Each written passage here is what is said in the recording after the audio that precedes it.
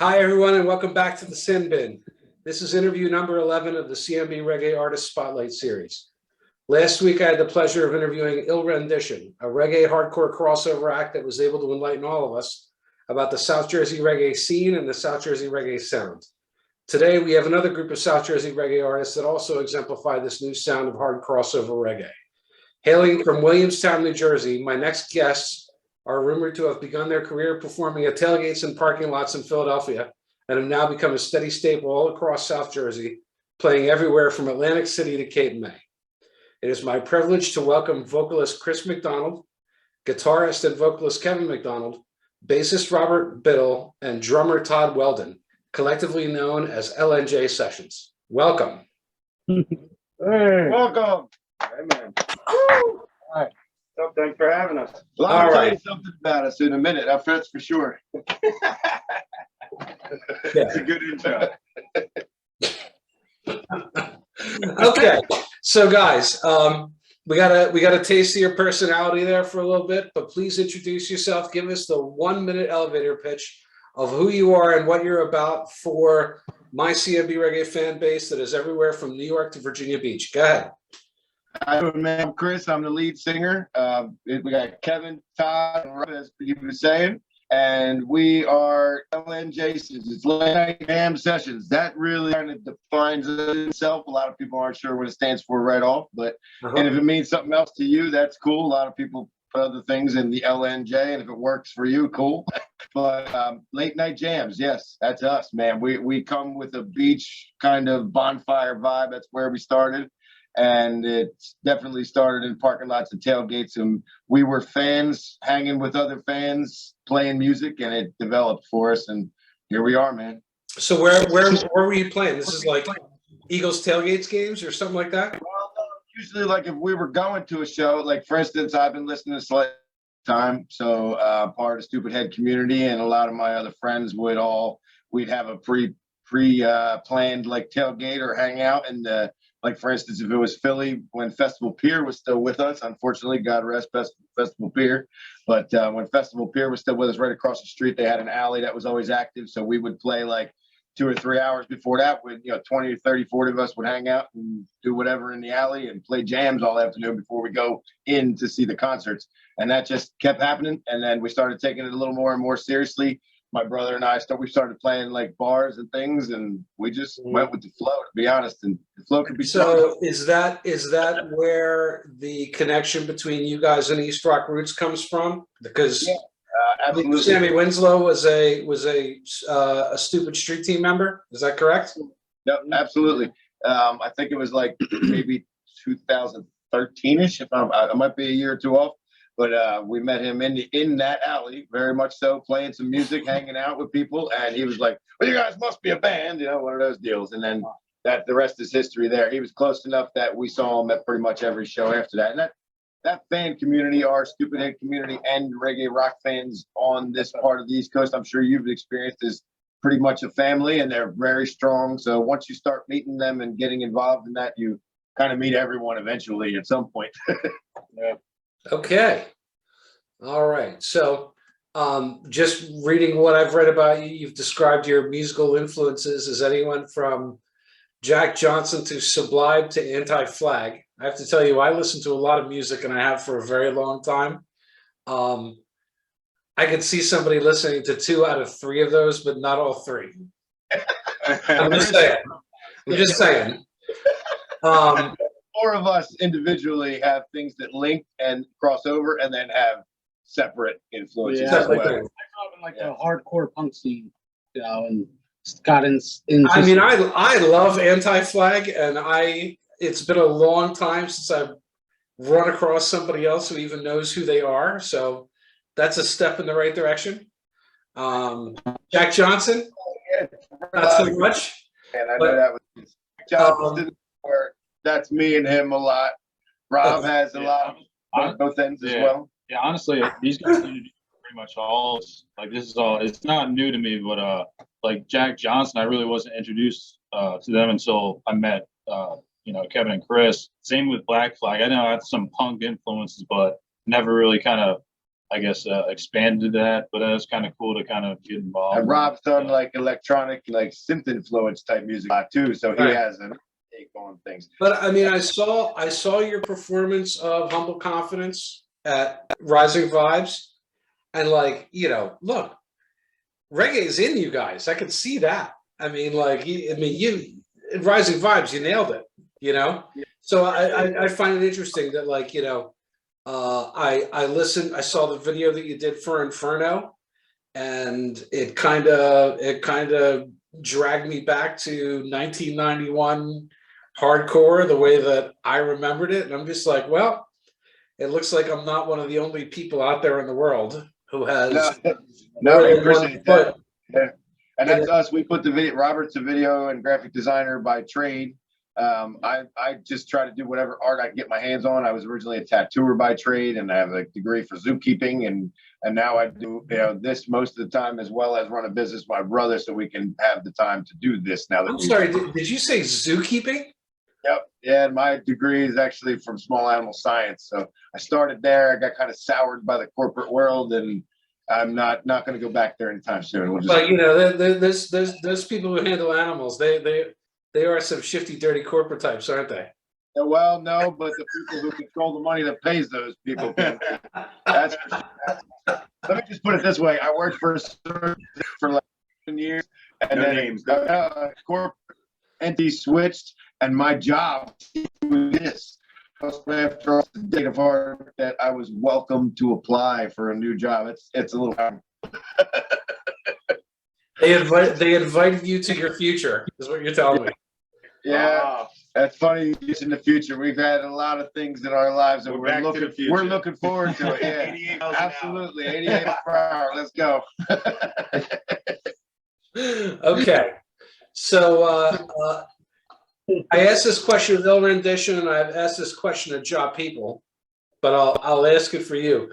When you have a base in multiple types of music, how do you make sure that things don't get away from you, and that you turn into four people playing music by committee? I mean, do you have rules and say, you know, we are going to do this, we're not going to do that, or how does that get organized? How does the sound get put together? I think it's whatever we're feeling. Yeah, I was gonna say, I think with us, we've developed into. I mean, we all really became friends and made sure friendship was first when we were jamming, and we do develop a lot together by jamming and doing things like our name says. So as each person joined the group, I feel like they kind of brought what they brought, and we let it kind of organically unfold, if you will. We just really kind of wanted different to originals from each person, songwriting from each person. Yeah, I mean, if you're playing the Jersey Shore and you're hitting a 4-hour gig and you got to do covers and originals, you're playing an average of 60 songs. Oh, that's true. Yes. Yeah. We end up, you know, going back and forth between what each of us likes. Some of it is stuff that, you know, we just started playing a message to Rudy, which has been an awesome response from everybody that we play. And I knew, you know, the influences of those type of songs that are being covered with old Jamaican artists from In Sublime's, you know, sound bites and things, but I wasn't super educated on that. Todd and everybody bringing those to the table. My brother discovering it, saying, let's try this one. Todd's like, oh, I love that one. And I'm like, hell, let's go with it. Like, I felt like we I've just been kind of led on a path lately. Okay. So there's no like vote ahead of time or some type of musical thing that one of you does where you all just say, I mean, if we don't, I was just honest with Todd recently. He was disappointed, in my opinion. But if you like something, you like it. If you don't, you don't. Sometimes it just takes influence, and we don't push each other to do anything except try to be good for each other. I think. Be organic. I told you I didn't really like the Long Beach Dub All Stars older stuff. Out of your mind. right? He's out of his mind. I like their music overall. I lean towards the newer stuff. Sorry. Okay, so you've managed to branch out a little bit over the last couple of years. You went down to Virginia Beach. You played Rising Vibes. You joined the Ride for Josh Letzum, and you wound up opening for Kyle Smith at the Beret in the middle of June last month. How did those events come about? That was actually the third time we played with Kyle. In 2018, when Kyle came for his first tour with Scotty and Chris, he was playing the Jack's Bar in Seaside. My brother and I were there watching, and Sammy Winslow actually worked him out to play with Mike Pinto acoustic the next weekend at East Rock Roots. So just stop. I got to think about that for a sec. Yeah, it was an acoustic Mike Pinto and Kyle Smith show at East Rock Roots. The next weekend, Kyle picked up a date in the middle when he was on tour here. I think it was a Monday. I think it was a Monday afternoon or something. Yeah. Uh-huh. And then Pinto headlined, played solo, and Kyle was there with his band, and we ended up opening for the both of them at East Rock Roots that year. It was like maybe 25 people. It was pretty nice. That's before I joined. That was even before Todd was the drummer. Yeah, Todd saw that one when we had with the previous drummer, and then he came back during the pandemic. He was in November and winter. It was a winter show at East Rock Roots, and we also played that one. Yeah, that one was with a couple of. No, I saw Kyle Smith play with Josh Lewis, a joint operation at the Virginia Backyard Reggae Jam. Oh, nice. We also got the opportunity through Cat Benson and Catalyst Booking. We opened for him at Chicho's as well when he came back on the last run. I figured the Chichos. The Cat Benson had to be somehow involved. Judging from the circles that you were traveling in. Yes. That was my suspicion. Okay.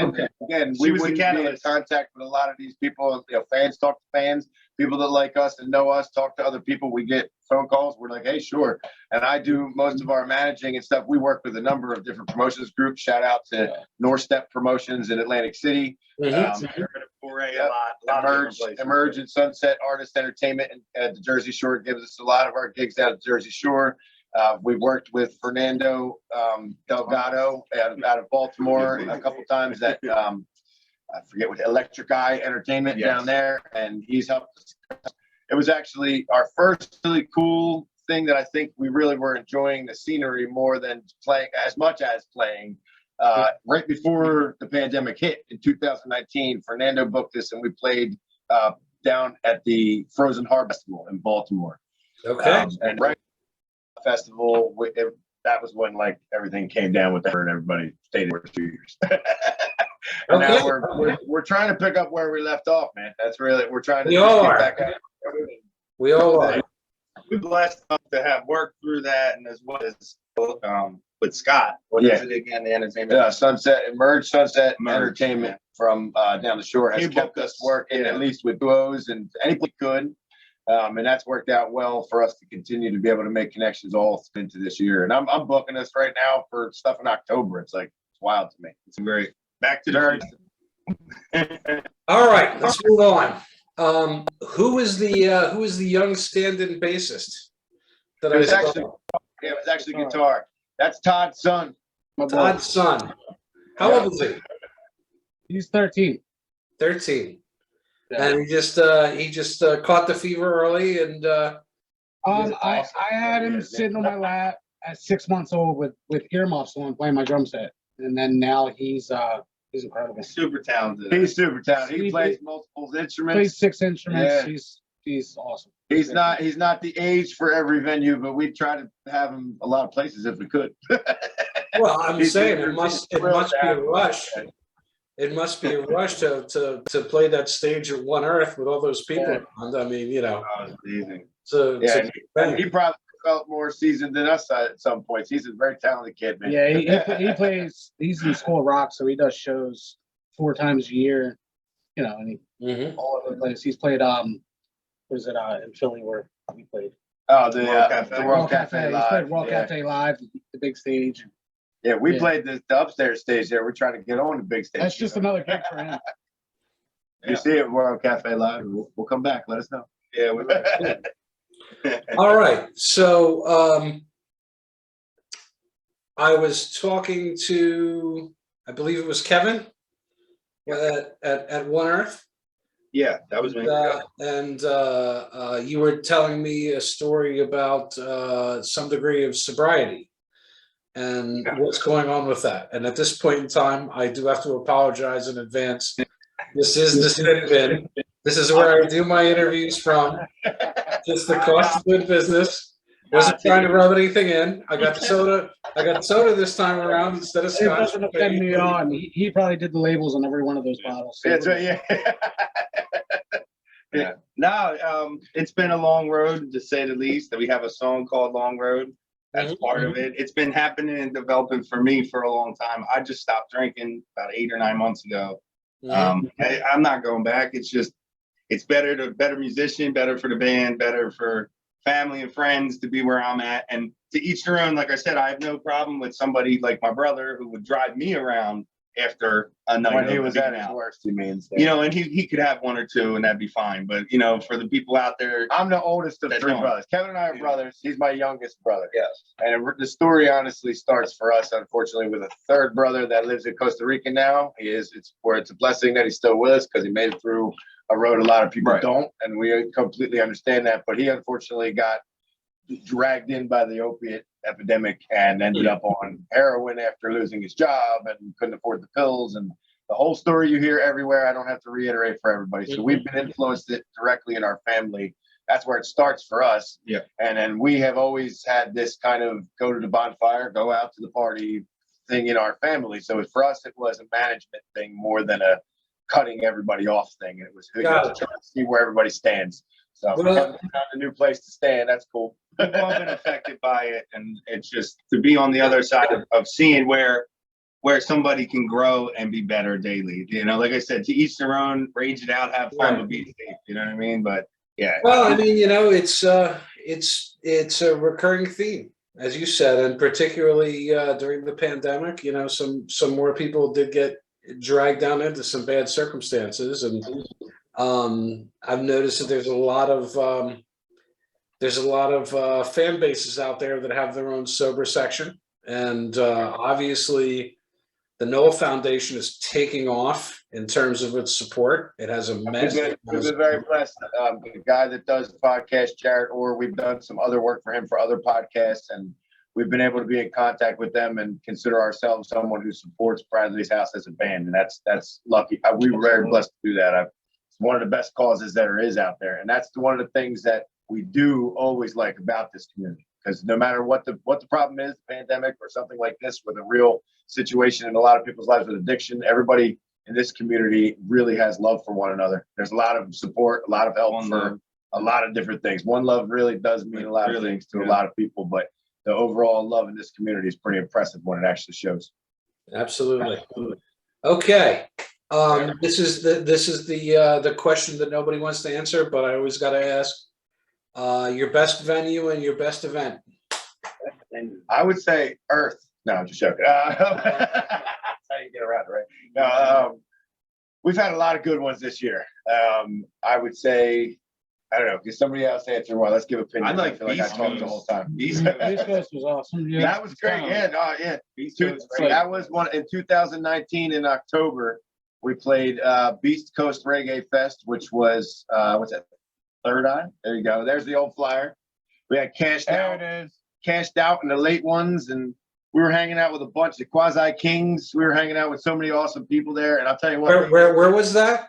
That's West Maryland. That was Hagerstown, Maryland. Hagerstown. Hagerstown. Sorry. There you go. See, we're from the East Coast. I grew up in Gaithersburg. It's Hagerstown. Yes. Okay. And that was secondhand. Dan Morgan and secondhand, and he used to work with the promotions groups out there. I think that was the last one he helped put together. And we've known them guys. He featured on one of our songs a year or two back now. So we've just always appreciated that one. That was one where we got to play with some of the people we watched for the first time. That was cool. And we camped and had a great time. Right. Yeah. So that was a park. That was an open air performance, or Yeah, they had it at the Woodsman of the World campground in Hagerstown, and there was a big, huge stage. They had a great sound company that was might have running been everything. Fairplay, Maryland, but yeah. It might actually be in Fairplay, that one. Yeah, but it's Woodsman of the World campground. So yeah, they had done that. They did Bless the Woods in the spring, and then they were doing what the heck was it called? Beast Coast, and in the Reggae fall. Fest, And they had done that for a lot of consecutive years. And then when the pandemic hit, I think it failed out on them. We got the I don't last think year they're doing on it anymore. But that was one that was really fun for us. We, Yeah. we were set to play there 2020. Yeah. With yeah, the they- elevator. they With were- the they thought- elevators, The and that fell elevators through. were thought to come back for the headliner the next year, and then that we were thing never happened. But yeah, that, and then most recently, I would say probably the Josh Ledsom event was pretty awesome because Oh, I could imagine that it was. it was just incredibly solid music all day. I mean, so you're enjoying listening to the other people. Everybody's So how did this work? Did you set up at the final destination, or did you perform before? Yeah. How did that work? Yeah. They had the bike run down the coast, and we were down in the Outer Banks at a venue already. So everybody ended up near the venue, and then the concert was later in the afternoon. So I didn't actually ride a motorcycle or anything. We just went for the concert. So a lot of our friends And rode it. where in the Outer Banks was that?